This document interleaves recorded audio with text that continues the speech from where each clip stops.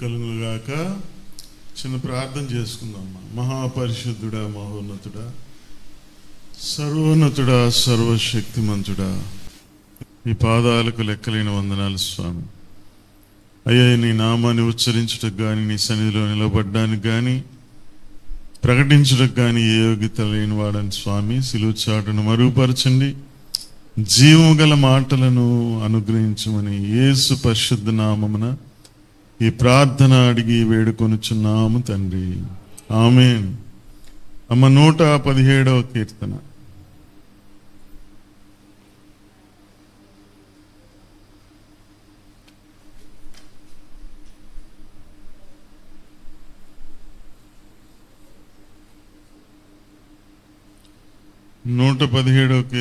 అందరం కలిసి చదువుకుందాం. యెహోవా కృప మన ఎడల హెచ్చుగానున్నది, ఆయన విశ్వాస్యత నిరంతరము నిలుచును. కాబట్టి సమస్త అన్యజనులారా యెహోవాను స్తుతించుడి, సర్వజనములారా ఆయనను కొనియాడుడి, యెహోవాను స్తుతించుడి. యెహోవా కృప మన ఎడల హెచ్చుగానున్నది, ఆయన విశ్వాస్యత నిరంతరము నిలుచును. కాబట్టి ఏమర్థమైందా? సమస్త అన్యజనులారా అన్నారు ఒక దగ్గర. అంటే అన్యజనులు లేక దేవుని యందు విశ్వాసం ఉంచి కూడా డిసప్పాయింట్ అయినటువంటి వారు మరి యెహోవా దేవుణ్ణి కాకుండా లేక మరొకరిని నమ్ముకున్నటువంటి వారు. ఒకతను బుల్లెట్కి మరి గుడి కట్టించాడు, బుల్లెట్ బండి కొని దాని గుడి కట్టించాడు. ఏమంటే నాకు ఈ బుల్లెట్టే నాకు దేవుడు దేవత అన్నాడు. అలాగే లోకంలో చాలామందికి చాలా దేవుళ్ళు దేవతలు ఉన్నారు. అయితే వారు one day they will be disappointed. ఒక దినం వస్తుంది, వాళ్ళు తప్పకుండా వాళ్ళు నిరాశ చెందుతారు. ఏ నమ్మకాలైతే వాటి మీద లేక వారి మీద పెట్టుకున్నారో ఆ నమ్మకత్వాన్ని పాడు చేస్తారు వాళ్ళు. అంటే ఆ నమ్మకత్వానికి తగినట్లుగా వారు ఉండరు. హల్లెలూయా. అయితే దేవుడు ఏమంటున్నాడంటే, ఆయన కృప, యెహోవా యొక్క కృప మన ఎడల హెచ్చుగా ఉంది, ఆయన విశ్వాస్యత నిరంతరము నిల్చును. హల్లెలూయా. ఈ దేవుని యందు విశ్వాసం ఉంచిన వారు ఏ విశ్వాసాన్ని అయితే ఈ దేవుని యందు ఉంచారో వాళ్ళు ఎప్పటికీ కూడా డిసప్పాయింట్ అవ్వరు, ఎప్పుడూ నిరాశ చెందరు. ఆయన తన విశ్వాస్యతను నిరంతరము నిలబెట్టుకునే దేవుడు, కాపాడుకునే దేవుడు. హల్లెలూయా. మనుషుల యందు మనం విశ్వాసం ఉంచుతాం, రాజుల యందు, అధికారుల యందు, ఇందా చెప్పాను కదా, దేవుళ్ళ యందు, దేవతల యందు విశ్వాసం ఉంచుతామేమో.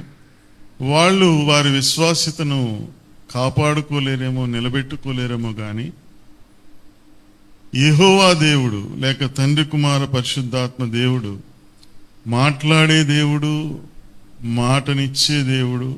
ఏమండి, ఆయన కళ్ళున్నాయి, ఆయన చూస్తాడు, చూచే దేవుడు, చూచుకునే దేవుడు. ఆయనకి ముక్కు ఉంది, ఆ ముక్కు వాసన చూస్తుంది. అంటే మన ప్రార్థనను ఆలకిస్తాడు, చెవులున్నాయి, ఆలకిస్తాడు. మన ప్రార్థన యొక్క ధూపము లేక ఆ యొక్క పరిమళాన్ని ఆయన ఆస్వాదిస్తాడు. నోరుంది, మాట్లాడతాడు, చూపుంది, చూస్తాడు, చెవులున్నాయి, వింటాడు, ముక్కుతో వాసన చూస్తాడు. అన్నీ కూడా ఆయన చేస్తాడు. హల్లెలూయా. మీరు ఎప్పుడు కూడా ఆయన్ని బట్టి డిసప్పాయింట్ అవ్వరు మీ జీవితంలో. అందుకే ఇక్కడ రాయబడినటువంటి మాట, ఆయన విశ్వాస్యత నిరంతరము నిలుచును. మాట్లాడే దేవుడు, మాట ఇచ్చే దేవుడు, మాట తప్పని దేవుడు. ఎందుకంటే ఆయన కృప మన ఎడల, అంటే ఆయన యందు ఎవరైతే విశ్వాసం ఉంచుతారో వారి ఎడల దేవుని యొక్క కృప ఎలాగుందమ్మా? కృప నువ్వు చెప్పు. హెచ్చుగానున్నది. గుచ్చుకున్నట్టు చెప్పాలి గట్టిగాను. హెచ్చుగా ఉందంటే ఎలా చెప్పు? గట్టిగా చెప్పు. హెచ్చుగా ఉందని చెప్పు. ఏంటి హెచ్చుగా ఉంది? కృప, దేవుని యొక్క కృప మన ఎడల హెచ్చుగా ఉన్నది. హల్లెలూయా. దేవుని నామానికి మహిమ కలుగుగాక. సర్వజనములారా ఆయనను కొనియాడుడి. సమస్త అన్యజనులారా అన్నారు. ఇక్కడ ఏమన్నారమ్మా? సర్వజనులారా. Whether you believe it or not, you have to praise the Lord, because I'm your creator. నేను మిమ్ములను సృజించిన వాడను గనుక సర్వజనులు కూడా ఆయనను కొనియాడాలి, స్తుతించాలి. ఇది ధర్మం, ఇది న్యాయం, ఇది మంచిది, ఇది తప్పదు. Weather you believe it or not, weather you believe him or not.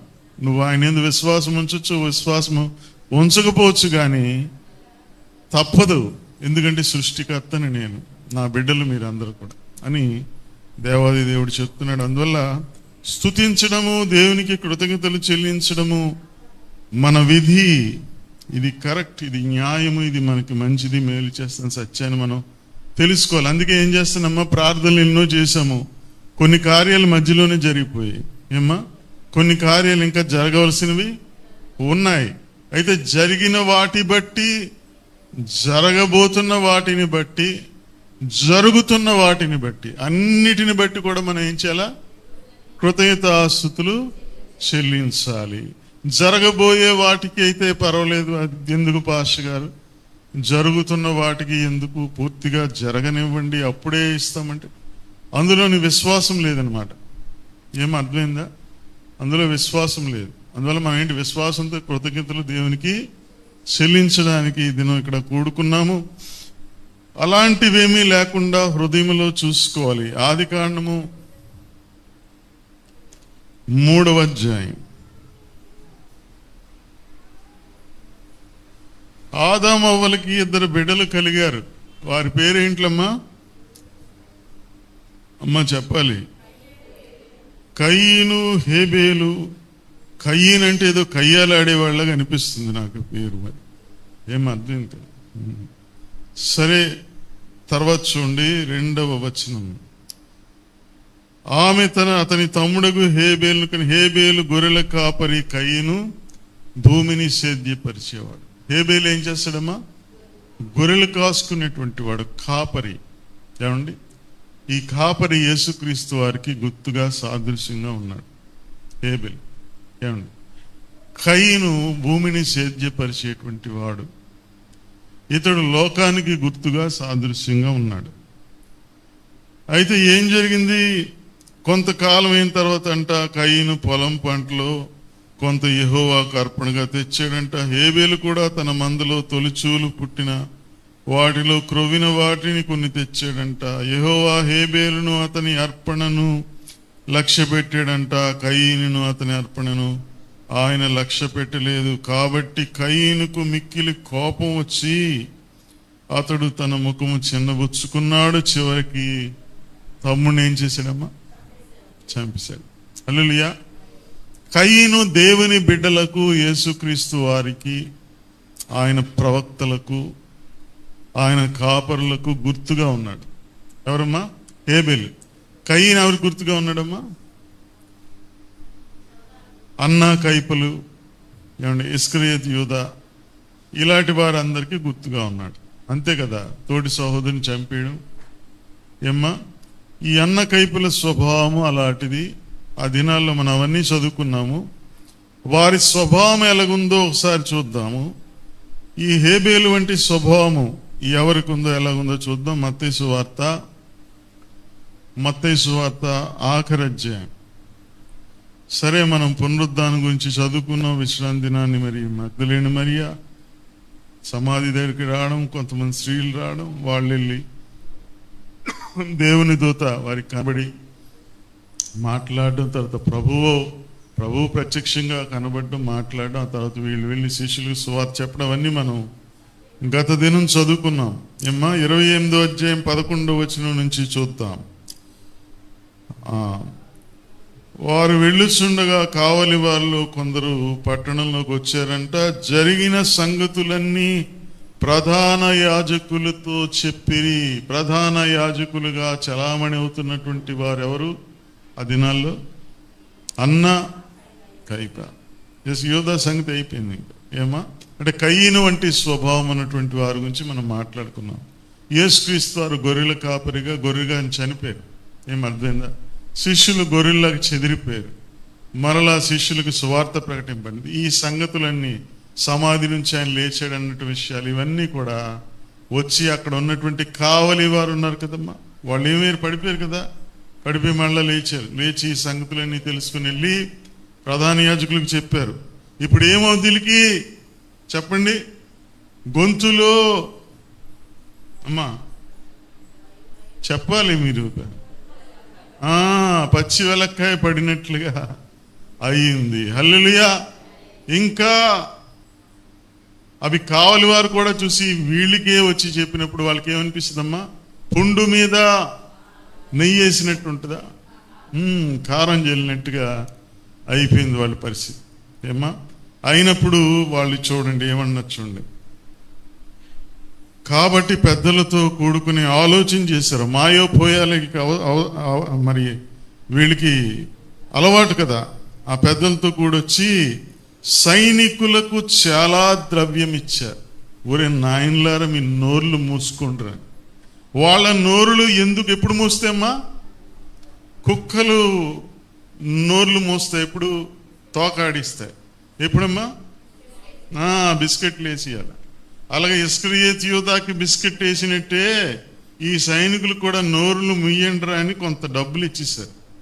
అంటే వీళ్ళు అన్న కైప స్వభావము, కయ్యను వంటి స్వభావము కలిగినటువంటి వారు ఎలాంటి వారంటే అందితే జుత్తు అందపోతే కాళ్ళు, అవకాశం వస్తే అవతలని చంపే ఏమైనా చేసి లంచాలు ఇస్తావో, మందు కొట్టిస్తావో, మరొక మందిని పెట్టి వాళ్ళని పెట్టి వీళ్ళని పెట్టి ఏమండి పోలీస్ స్టేషన్లకు తోస్తావో, కేసులు ఎట్టేస్తావో, ఏదో ఒకటి చేసి అవతలని నాశనం చేయడము, చివరికి హతమార్చడము.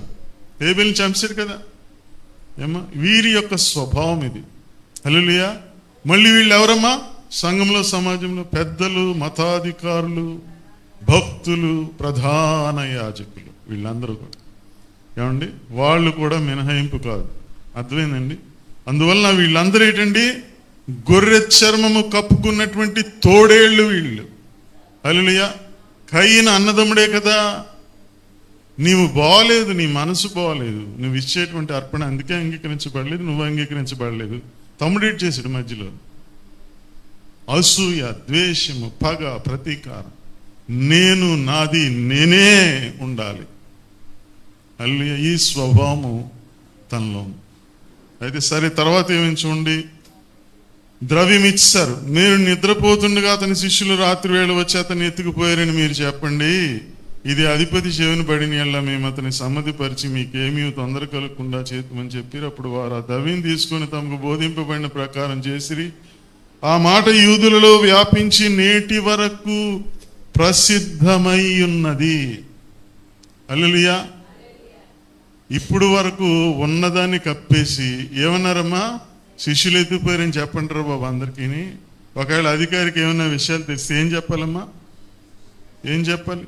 ఏం పర్లేదు, పై అధికారుల గురించి మీరు ఏమీ వరేయవలసిన అవసరం లేదు. మీకు చిన్న బిస్కెట్లు వేసాము, వారికి పెద్ద బిస్కెట్లు వేస్తాం. ఏమండి? బిస్కెట్లు వేయడమే మా పని, ఏమీ భయం లేదు అని వాళ్ళకి చెప్పేశారు. ఏం అర్థమైందా?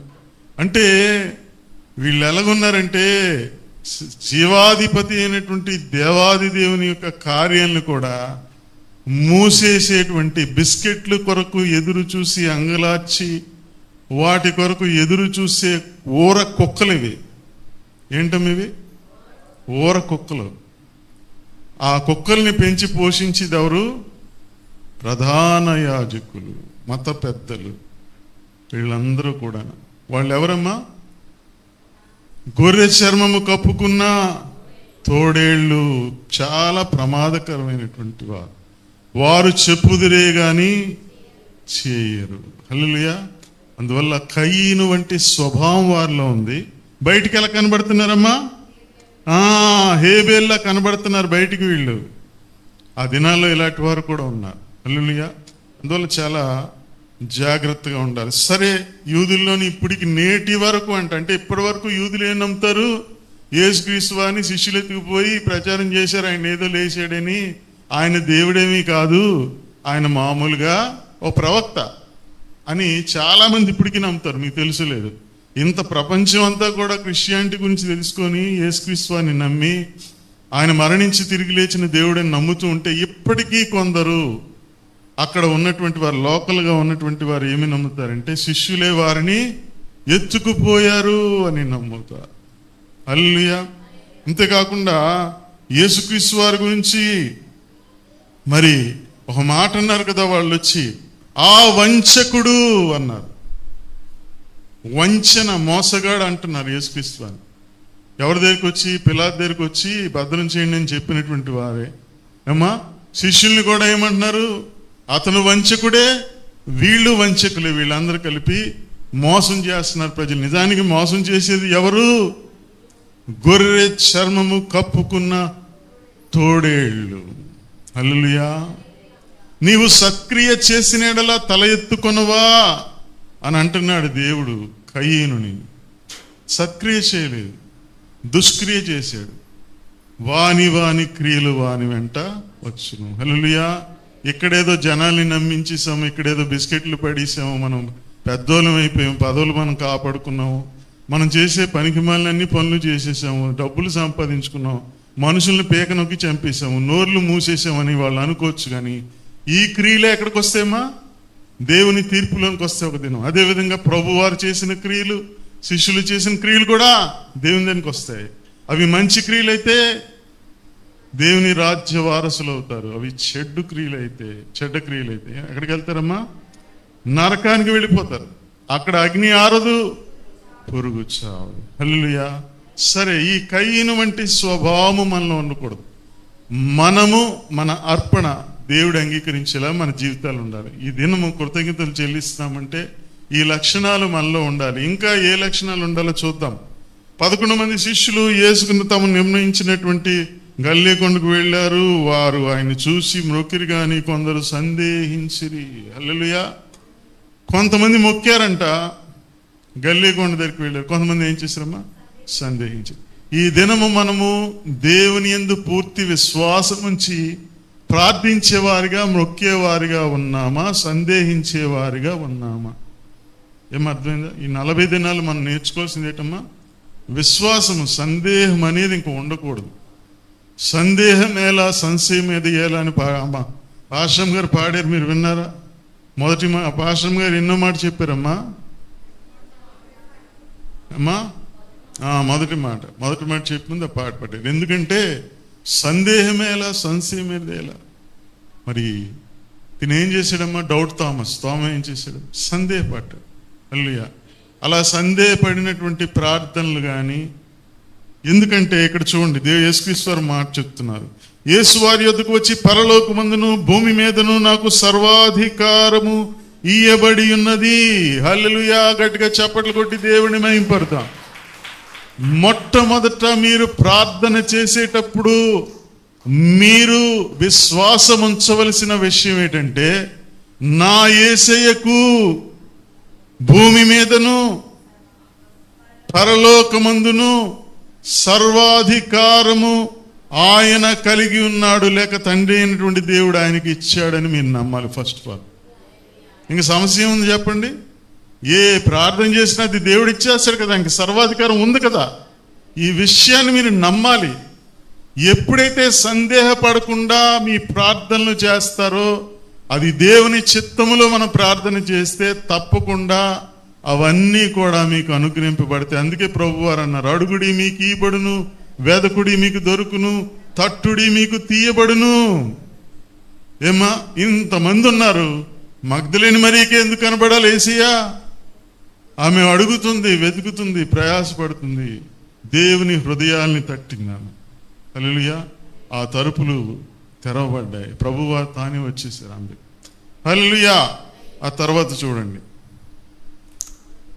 కాబట్టి మీరు వెళ్ళి సమస్త జనులను శిష్యులుగా చేయడి, తండ్రి యొక్క, కుమారుని యొక్క, పరిశుద్ధాత్మ యొక్క నామంలోనికి వారికి బాప్తిస్మిచ్చు నేను మీకు ఏ ఏ సంగతులను ఆజ్ఞాపించుతినో వాటినన్నిటినీ గైకొనవలెనని వారికి బోధించుడి. ఇదిగో నేను యుగ సమాప్తి వరకు సదాకాలము మీతో ఉన్నాను. హల్లెలూయా. పరలోకమందును భూమి మీదను ఆయనకు సర్వాధికారం ఉంది.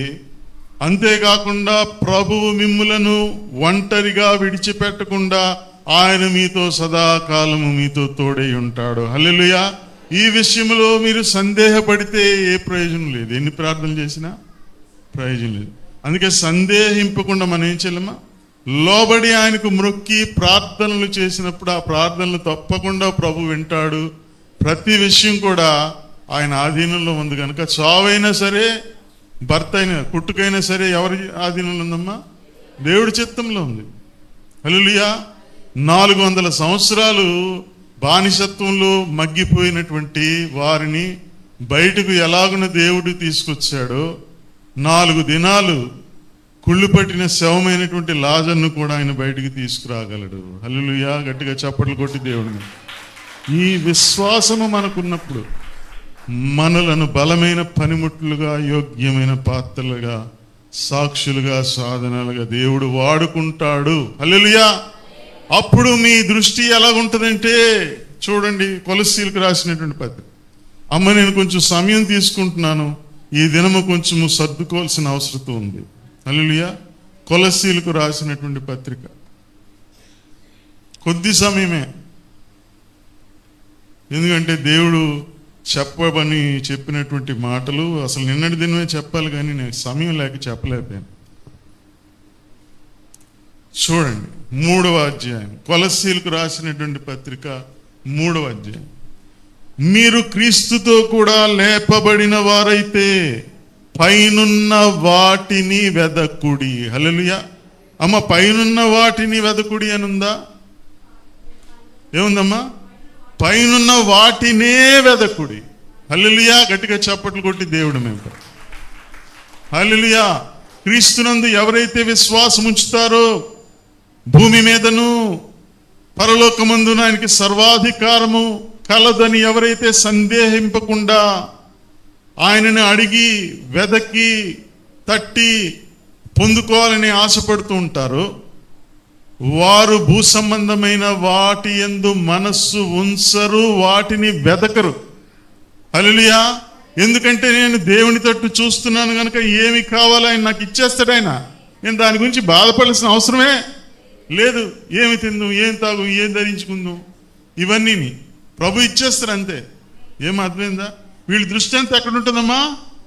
ప్రభువుకి ఏం కావాలి, ప్రభు కొరకు నేనేం చేయగలను, ప్రభుకి సర్వాధికారం ఉంది, ఆయన నాకు అన్ని ఇస్తాడు, దీని మీద లేదు మనసు. ప్రభు మనసు ఏం కోరుకుంటుంది? హల్లెలూయా. నాకేం కావాలో ప్రభుకి అన్ని తెలుసు. ప్రభుకి ఏం కావాలో మీకు తెలుసా? ఎంతమందికి తెలుసు ఇదేనా? అసలు ఎంతమంది ప్రభుకి ఏం కావాలో ప్రార్థన చేస్తున్నారు? పరలోకమందున మా తండ్రి, మీ నామము పరిశుద్ధపరచు, నీ రాజ్యము వచ్చునుగాక అన్నది ఎవరి చిత్తము? దేవుని చిత్తం. హల్లెలూయా. దేవుని చిత్తం ఏంటి? దేవుడు ఏం కోరుకుంటున్నాడు? దేవుడు ఏం కోరుకుంటున్నాడంటే నువ్వు నేను బాగుపడాలని కోరుకుంటున్నాడు. అర్థమైందమ్మా? మనకి ఏం కావాలనే యాతనలో మనం ఉన్నాము. దేవుడు కూడా మనని మించిన యాతన ఆయనకు ఉంది. అర్థమైందమ్మా? అయ్యో, ఇప్పుడు చిన్న పిల్లడు ఉన్నాడమ్మా, వాడు అమ్మాయిడు ఎక్కడ పడిపోతాడు, ఈడేమైపోతాడు, ఈడ ఎలాగున్నాడు, వీడికి ఆకలి ఎంత ఇస్తుంది, ఇది మనసు అంతా ఇలాగే ఉంటుంది. అలాగా మన గురించి ప్రభువు అమ్మో ఇలా ఈ దారిలో వెళ్తే నిత్య నరకాగ్ని, అబద్ధాలు. అక్కడ చూడండి, ఇక్కడ కావున పైనున్న వాటి మీదనే గాని భూ సంబంధమైన వాటి యందు మనసు పెట్టుకునుకుడి. ఏలయనగా మీరు మృతి పొందితిరి, మీ జీవము క్రీస్తులో కూడా దేవుని యందు దాచబడి ఉన్నది. మనకు జీవమై ఉన్న క్రీస్తు ప్రత్యక్షమైనప్పుడు మీరును ఆయనతో కూడా మహిమయందు ప్రత్యక్షపడుదురు. కావున భూమి మీదనున్న మీ అవయవములను అనగా జారత్వమును, అపవిత్రతను, కామాతృతను, దురాశను, విగ్రహారాధన, ధనపేక్షను చంపివేయుడి. వాటి వలన దేవుని ఉగ్రత అవిధేయుల మీదికి వచ్చును. పూర్వము వారి మధ్య జీవించినప్పుడు మీరును వీటిని అనుసరించి నడుచుకొనిరి. హల్లెలూయా. అదంతా కూడా పాత స్టోరీ. ధనాపేక్ష, కామాతృత, దురాశ అవన్నీ ఏటమ్మా? భూ సంబంధమైనవి, విగ్రహారాధన, వాట్ ఎవర్ ఇట్ ఈజ్. ఒకప్పుడు అది వాటిని అనుసరించారు. సరే, అవిధేయత చేత అనుసరించారు. అవిధేయులప్పుడు ఇప్పుడు ఎలా చూడాలి? ఎలా ఉండాలమ్మా? విధేయత కలిగి ఉండాలి. ఇవన్నీ నేను ఎందుకు చెప్తున్నానంటే మీ ప్రార్థన పైకి వెళ్ళాలి, ప్రభు వినాలి, మీ జీవితాల్లో కార్యాలు చూడాలి, మీ ఆత్మలు రక్షణలోకి నడిపింపబడి మీ కుటుంబాలు నడిపింపబడాలి, సంఘం నడిపింపబడాలంటే విధేయత చూపించడము, సందేహింపకుండా విశ్వాసం ఉంచడము, ప్రభు చెప్పినట్లుగా తండ్రి కుమార పరిశుద్ధాత్మ త్రియేక దేవుని నామములో బాప్తిస్మం ఇస్తూ ప్రభు ఏమైతే మనకి బోధిస్తున్నారో ఇదే బోధన ప్రజలకు తెలియజేయడం, అబద్ధాలు చెప్పకుండా, తప్పుడు బోధలు చేయకుండా. ఏం అర్థమైందా? అన్నిటినీ మించి మీరు ఏం చేయాలమ్మా? సాక్ష్యము చెప్పడము. ఈ సాక్ష్యంలో కూడా ఏముండాలి? సత్యమే ఉండాలి. హల్లెలూయా. ఈ విషయాలు గమనించండి. అంతే చూడండి. అంతేకాకుండా 8వ వచనం, ఇప్పుడైతే మీరు కోపము, ఆగ్రహము, దుష్టత్వము, దూషణ, మీ నోట బూతులు అను వీటన్నిటినీ విసర్జించుడి. అది ఎవరి నేచరది? అది ఎవరి స్వభావం? అది కయీను స్వభావం. అది వాడిని విడిచిపెట్టాలి మీరు. ఏం అర్థమైందా? ఒకనితో ఒకడు అబద్ధమాడకుడి, ఏలైనగా ప్రాచీన స్వభావమును దాని క్రియలతో కూడా మీరు పరిత్యజించి జ్ఞానము కలుగు నిమిత్తం దాన్ని సృష్టించిన వాని పోలిక చెప్పున నూతన పరచబడుతున్న నవీన స్వభావమును ధరించుకొని ఉన్నారు. ఇటు వారిలో గ్రీసు దేశస్థుడని యూదుడని భేదం లేదు, సున్నతి పొందుటి అని సున్నతి పొందకపోటి అని భేదము లేదు, పరదేశీ అని సితియనుడని దాసుడని స్వతంత్రుడని లేదు, కానీ క్రీస్తే సర్వమును అందరిలో ఉన్నవాడునే ఉన్నాడు. హల్లెలూయా. అబద్ధాలు మానేయాలి. హల్లెలూయా. అమ్మ పాస్టర్ గారు అబద్ధాలు ఆడుతున్నారు అనుకోండి. ఏమ్మా నేను ఇక్కడికి వాక్యం చెప్తే మీరు ఇష్టపడతారా?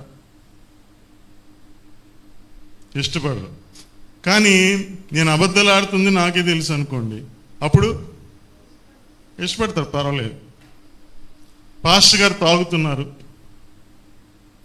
ఏమ్మా ఇంట్లోనే తాగుతున్నారు, ఎవరికి తెలియదు, నా భార్యకే తెలుసు. తను ఇష్టపడుతుందా నేను స్టేజ్ ఎక్కితే?